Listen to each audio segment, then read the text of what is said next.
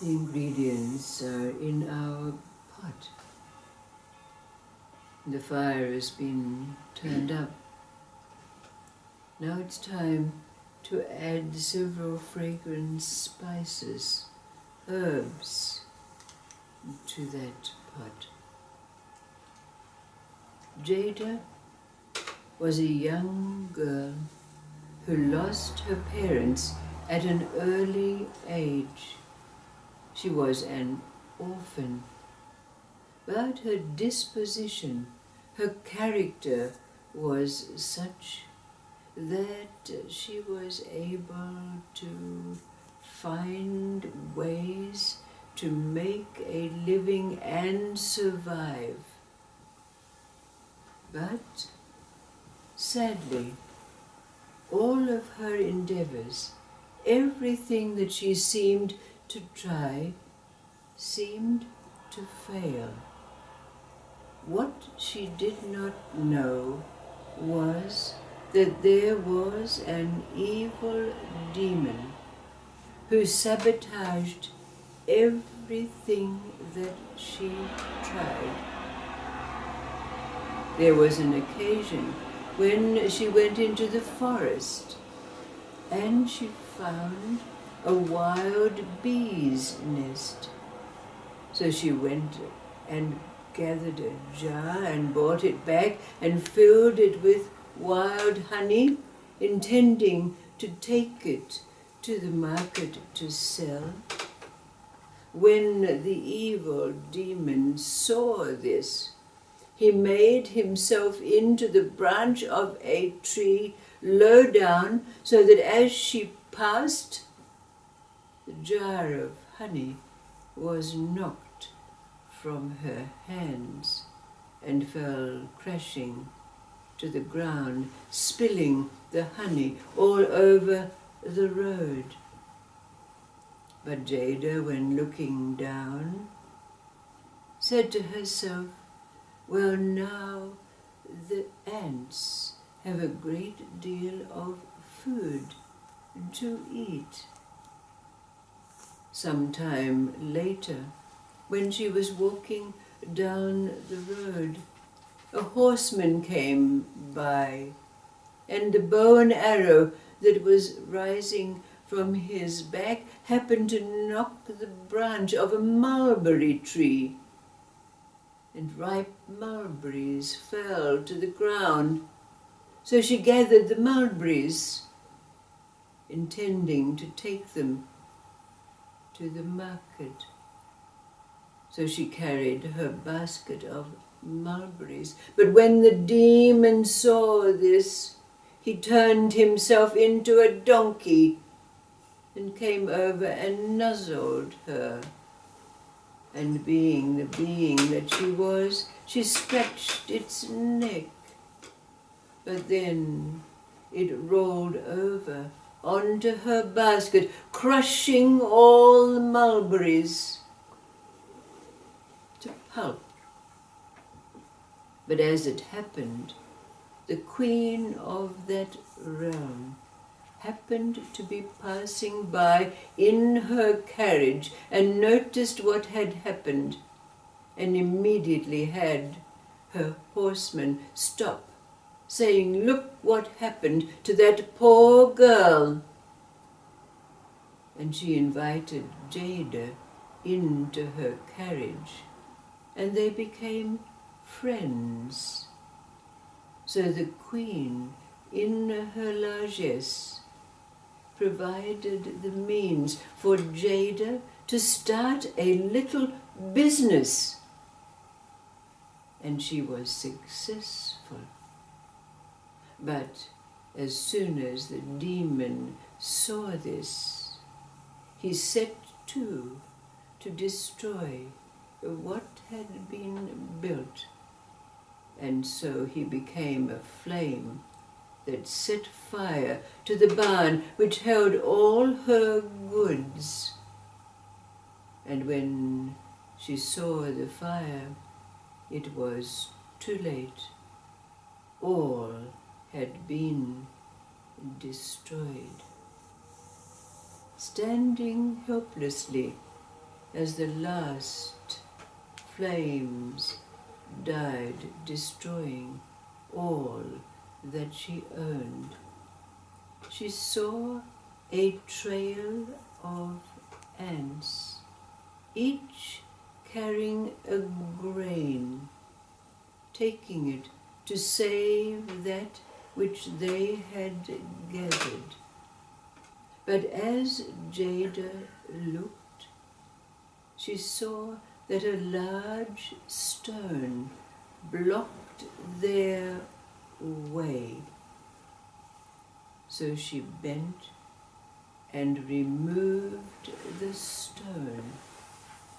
From underneath the stone welled up spring water from beneath the earth, a spring that is still running to this day. And when the villagers who lived there learned of this and came to drink of that water, one of them told that it had been foretold that a young woman who had the character of rising above the difficulties of life would find a spring that would nurture not only the villagers in the surrounds, but all who came by.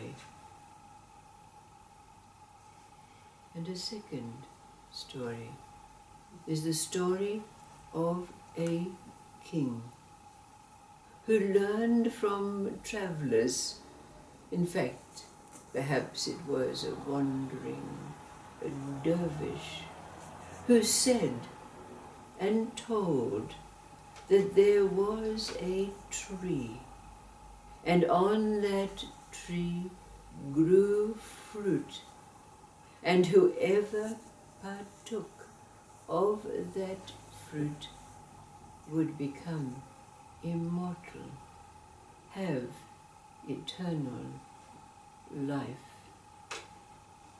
So coveting immortality, the king called to him a trusted advisor and gave him the task of going to seek this tree. The advisor set out and went from place to place. Sometimes he was scoffed at and mocked. Other times he was sent on a wild goose chase here and there. But after some years, he was unsuccessful in finding the tree. So in his heart, he gave up. He decided that this was of no use. And so he decided that he would return to the king and tell him that he had not been successful. But then he heard of a wise man, and he thought to himself that at least he could go to him and tell him his woes and maybe seek advice as to how he was going to go back and tell the king. So, seeking out the wise man, when he came to him, he told him his story. And the wise man said to him, "You foolish man, it is not advice that you need. It is orientation."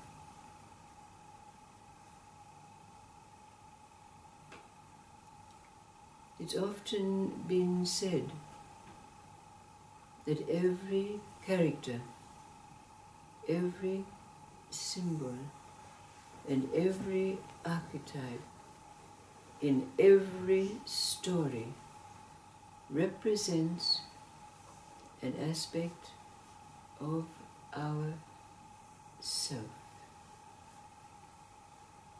If we look to these stories with the recognition that these are our stories, and each character, symbol and archetype is a part of ourself, we arrive at the deep understanding of their meaning. But the question is asked, what is orientation?